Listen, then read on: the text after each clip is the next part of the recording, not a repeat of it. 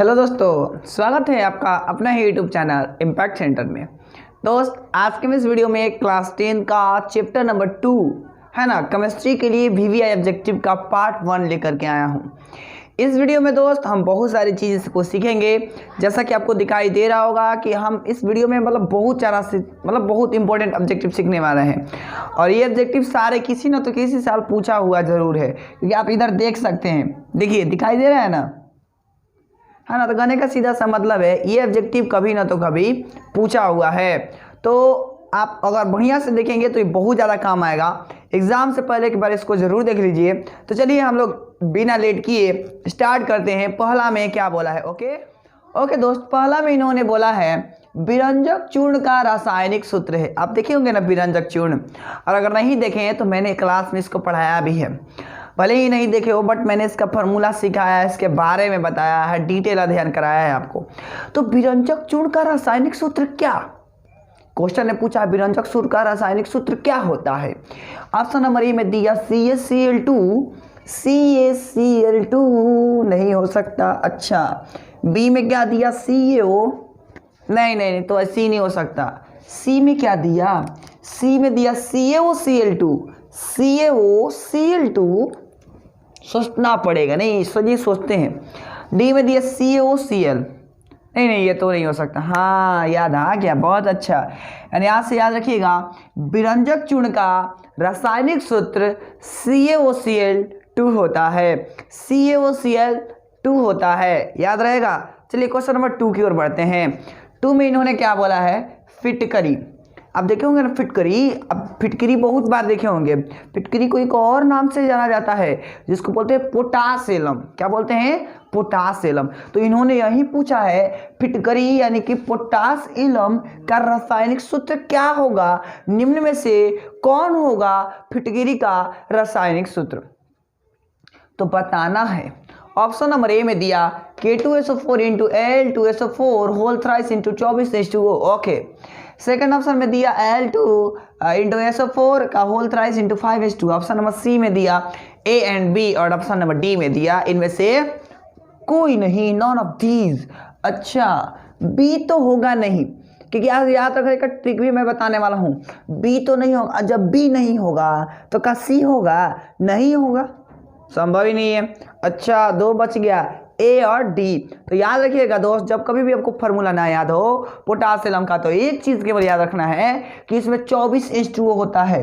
कितना H2O? 24H2O। और अगर ये याद रहा कि 24H2O होता है तो आपका काम बन जाएगा। यानी कि देखते हैं 24H2O किस में है, तो ऑप्शन नंबर ए में है 24H2O। यानी एक चीज़ याद रखना है 24H2O।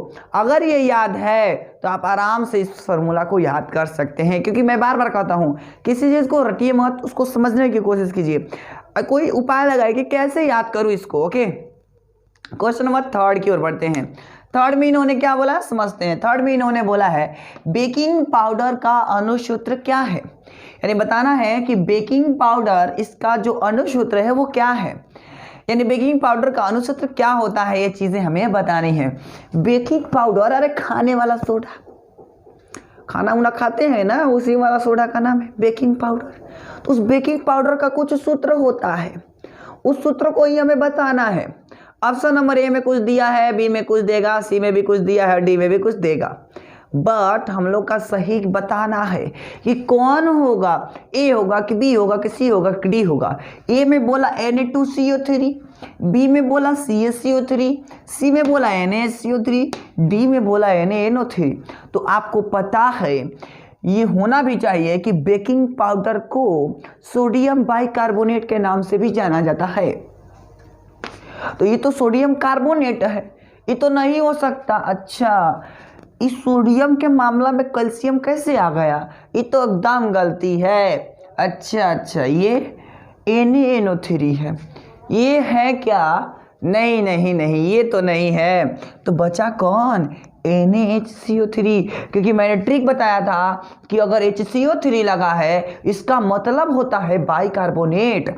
यानी कि आज से हमने ये याद कर लिया कि बेकिंग पाउडर का अणुसूत्र NaHCO3 होता है, NaHCO3 होता है। कब पूछा था? तो 2 बार पूछ चुका है, 2014 में भी, 2017 में भी। याद कर लो इसे, ठीक है। अब अगला देखते हैं क्वेश्चन नंबर 4। ग्लूकोज, पेट खराब हो गया तो ठीक करना है, कैसे करेंगे? ग्लूकोज लेकर के, ग्लूकोज का सूत्र क्या ये बताना है। ये कब आया? तो 2016 में आया है ना। तो ऑप्शन नंबर ए में दिया C2H5OH, बी में दिया C6H12O6, सोचते हैं। सी में दिया 12 22 11, ये तो होगा ही नहीं। अच्छा, डी में दिया 6 6 6, नहीं नहीं नहीं नहीं नहीं हो सकता। तो मैं आज आपको याद रखने का ट्रिक भी बताता हूँ, बट वैसे तो सबको याद होता है, बट ट्रिक भी बताऊंगा। कौन होगा? बहुत अच्छा, ऑप्शन नंबर बी होगा, यानी C6H12O6। बहुत अच्छा बहुत अच्छा। अब समझिएगा जो मैं बोलना चाह रहा हूँ। मैंने क्या बोला? याद कैसे रखे, है ना। तो नहीं याद करने वाले भी याद कर लेंगे। देखिए एक बार ट्रिक देखिए, ट्रिक ये रहेगा कि दोनों किनारे वाला को जोड़ने पर बीच वाला आएगा, वही हमारा ग्लूकोज का सूत्र होगा। एकदम फिक्स है, क्योंकि आपको पहले सी लिखा मिलता है, फिर H, फिर O। तो अगर ऐसा है तो किनारे वाला किधर गया? किनारे वाला और लास्ट वाला दोनों को जोड़िए, बीच वाला मिल गया। यानी अब कहने का अर्थ है कि दोनों मतलब किनारे वाला में 6 6 होगा। अब 9 3 भी हो सकता है, तो गलत बात है, 6 6 होना चाहिए, ठीक है। और नहीं आता तो 6 12 6 बहुत याद कर लेता है, C6H12O6। ओके, चलिए अब हम आगे देखते हैं क्वेश्चन नंबर 5 में क्या बोला? चीनी का रासायनिक सूत्र है। चीनी फाँकते हैं, बहुत फाँकता है। चीनी का शरबत पीते हो, चीनी का चाय बनाते हो, जो भी करते हैं चीनी लगाते हैं, उसका सूत्र क्या? तो ऑप्शन नंबर ए में दिया C12H21O11। ओहो। बी में क्या दिया? C12H22O11। ओके। सी में क्या दिया? CH3CH। तो होगा ही नहीं, सी नहीं हो सकता, डी नहीं हो सकता, ए भी नहीं हो सकता, तो होगा कौन? Option number B. यानी याद रखिएगा, चीनी का रासायनिक सूत्र C12H22O11 होता है। ओके। अच्छा, 6 नंबर देखते हैं। खड़िया, क्या पूछा है? खड़िया, हाँ खड़िया। तो खड़िया का रासायनिक सूत्र क्या? बोलिए, खड़िया का रासायनिक सूत्र क्या? तो खड़िया का रासायनिक सूत्र है, ऑप्शन नंबर ए तो होगा नहीं, बी तो होगा नहीं, सी होगा। हाँ, यानी खड़िया का रासायनिक सूत्र याद रखिएगा CaCO3 होता है। क्या होता है? CaCO3 होता है। ये 2017 में पूछा। कब पूछा? 2017 में पूछा। अब कॉपी खोलिए, क्वेश्चन बैंक निकलवाइए, मैं दिखवाता हूँ आपको, है ना, यहीं से दिखा दूंगा। अच्छा, अब आगे सल्फ्यूरिक अम्ल का सूत्र बताइए। ये तो बहुत ईजी है, सबको याद होता है, बिन बताए बता देता हूँ आपको। H2SO4 सल्फ्यूरिक अम्ल का रासायनिक सूत्र है। H2SO4 सल्फ्यूरिक अम्ल का सूत्र होता है। तो उम्मीद है आपको इतना समझ आया होगा और इंटरेस्टिंग लग रहा होगा। तो पहले तो इसका स्क्रीनशॉट ले लीजिए, फिर हम आगे बढ़ेंगे। फटाफट स्क्रीनशॉट ले लीजिए। उम्मीद है आप स्क्रीनशॉट ले चुके होंगे। तो चलिए आगे बढ़ा जाए। ओके दोस्त, चलिए अब हम आगे बढ़ते हैं, यानी कि क्वेश्चन नंबर 8 देखते हैं। 8 में इन्होंने क्या बोला है वो समझते हैं। 8 नंबर में बोला है कि संगमरमर का रासायनिक सूत्र होता है। संगमरमर नहीं, तो इसका रासायनिक सूत्र क्या होता है हमें बताना है। ऑप्शन नंबर ए में बोला है CaCO3, ऑप्शन नंबर बी में बोला है MgCO3, और सी में बोला है CHCO3 होल ट्वाइस, और डी में बोला है नॉन ऑफ दीज। ओके, तो हमें ये बताना है कि इनमें से सही जवाब कौन सा है। तो आप सबको पता है कि संगमरमर कहे, खड़िया कहे, इस सबका जो सूत्र होता है या चूना पत्थर बोले, वो सबका सूत्र CaCO3 होता है। आज से याद रखिएगा, खड़िया, संगमरमर, चूना पत्थर, सबका सूत्र CaCO3, कैल्शियम कार्बोनेट। कभी कभी भी लिख देगा कैल्शियम कार्बोनेट, तो ना पकड़िएगा एकदम, क्योंकि ये कैल्शियम और CO3 कार्बोनेट। देखिए कैल्शियम कार्बोनेट। बी मतलब क्वेश्चन नंबर 9 में क्या बोला? नीला थोथा, इसको एक और नाम से जानते हैं, तूतिया। क्या? तृतीया। ओके, तो नीलत्वता तृतीया का रासायनिक सूत्र क्या है ये हमें बताना है। ऑप्शन नंबर ए में दिया CuSO4 × 2H2O, CuSO4 × 2H2O, B में दिया CuSO4 × 5H2O, सी में दिया CuSO4 × 10H2O और डी में दिया नॉन ऑफ दिस। ओके, आप आज से एक ट्रिक याद रखिए, जैसे फिटकरी में याद रखिएगा 24 जल होता है ना, 24 जल के अणु मिले होते हैं। इसी तरीके से आपको नीलत्वता या तृतीया में सूत्र याद रख लेना है कि 5 को मिला होगा, तो जिसमें 5 को मिला होगा पंजा छाप उसी को बोलेंगे सही, बाकी सबको भगा देंगे। तो देखते हैं पहला में मिला क्या, नहीं कहेंगे भागो तुम भागो, यानी ऑप्शन नंबर ए नहीं होगा। सी में मिला क्या, नहीं मिला, 10 है तो इसको भगाऊंगा, भागो।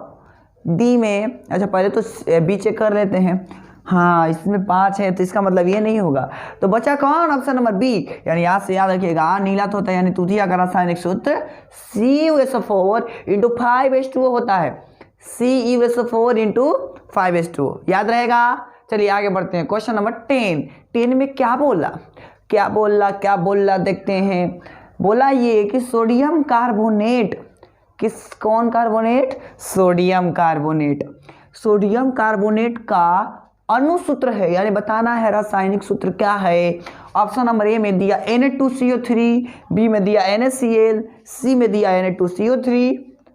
ओके तो सॉरी मैंने दो ऑप्शन सेम कर दिया, तो इसको मैं कर लेता हूँ Na2CO2। ओके, Na2CO2 और ऑप्शन नंबर डी में NaHCO3। तो क्या होगा ये बताना है हमें। तो आपको पता है NaCl तो होगा नहीं, क्योंकि कार्बोनेट में CO आता है, तो ये तो गलत है, ये भी गलत है, क्योंकि HCO3 लग गया मतलब बाइकार्बोनेट हो गया, दो तो सेंटिलीटर हो गया, बचा ये और ये, तो ये तो होगा नहीं, क्योंकि कार्बोनेट का मतलब CO3, तो होगा कौन, ऑप्शन नंबर ए। यानी यहाँ से याद रखिएगा सोडियम कार्बोनेट का अणुसूत्र Na2CO3 होता है, Na2CO3 होता है, याद रहेगा ना। चलिए क्वेश्चन नंबर 11 नंबर में क्या बोला देखते हैं। 11 नंबर में क्या बोला है, निम्न में से कौन लवण है, यानी बताना है कि जो दिया गया ऑप्शन है इसमें से कौन लवण मतलब क्या, सॉल्ट, बताना है कौन सॉल्ट। और बहुत को दिमाग में ईच सॉल्ट का होता है, तो मैंने पढ़ाया है, और नहीं आता तो यहीं से क्या करूँगा, छोड़ो। देखते हैं क्या बोला है। ऑप्शन नंबर ए में बोला HCl, अच्छा HCl ये तो अम्ल न होता है, ये कैसे होगा, तो गलत है। बी में NaOH ये तो क्षार न होता है, ये कैसे हो सकता है, नहीं होगा। ओके, डी में क्या बोला NH4OH अमोनियम हाइड्रोक्साइड, ये कैसे हो सकता है, ये तो भस्म है। मेरे से पूछा लवण कौन है, तो बचा कौन, तो K2SO4। तो इसलिए मैं कहता हूँ पहले क्या दूर करो, पहले भीड़ दूर करो, और अगर भीड़ दूर हो गया ना तो हमारा काम बन जाएगा ना, यानी K2SO4 हमारा सही जवाब होगा इस ऑब्जेक्टिव के लिए। क्लियर। चलिए क्वेश्चन नंबर 12 में क्या बोला वो समझते हैं। 12 में बोला है अम्लीय विलयन का pH मान होता है, यानी हमें बताना है कि जो अम्लीय विलयन होता है इस अम्लीय विलयन का pH मान क्या होता है। ओके, तो आप सभी को पता है कि हम लोग जो यानी कि pH वैल्यू डिफाइन करते हैं वो 3 प्रकार से करते हैं, एक बार 7 से कम, और एक बार 7, और एक बार 7 से अधिक। ठीक है, तो इसी 3 तरीके का ऑप्शन दिया जाएगा, बस अब आपको चूज ये करना है कि ये वाला इधर वाला होगा कि इधर वाला होगा कि इधर वाला होगा।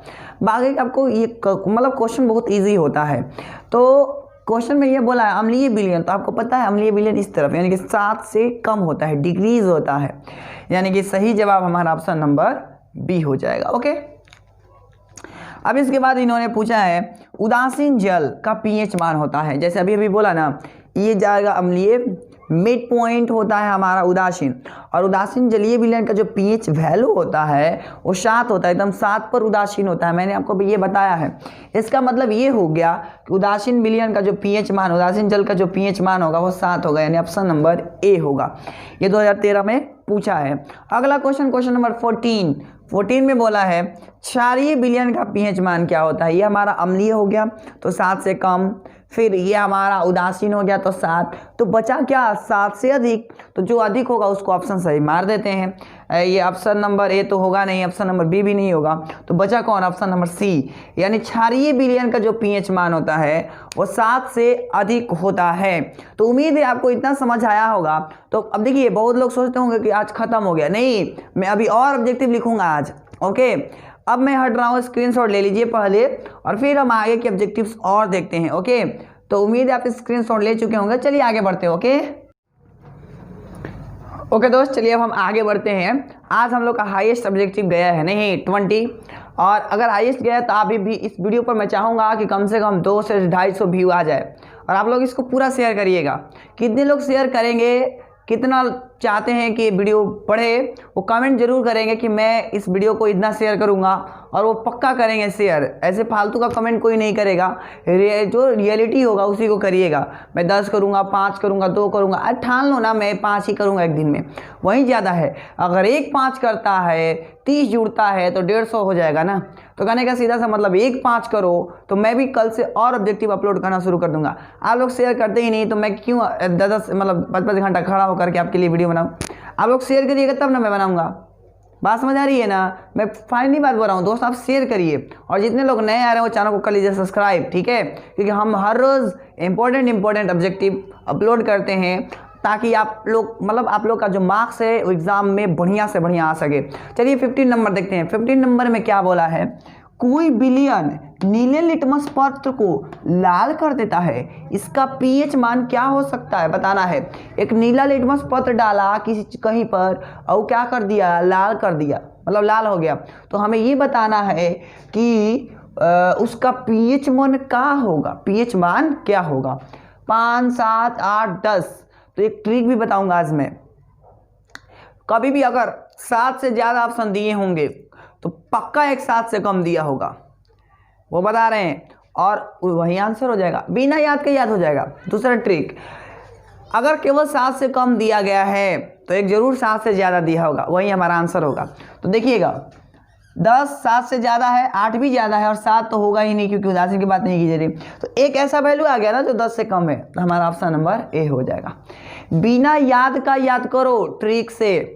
और वैसे भी आपको पता है कि नीला का लाल अम्ल करता है और अम्ल का पीएच मान 7 से कम होता है, यानी ऑप्शन नंबर ए सही जवाब होगा। ओके, अगला क्वेश्चन देखते हैं। अगला में इन्होंने बोला है निम्नलिखित में से कौन भस्म नहीं है, यानी हमें बताना है कि कौन भस्म नहीं है।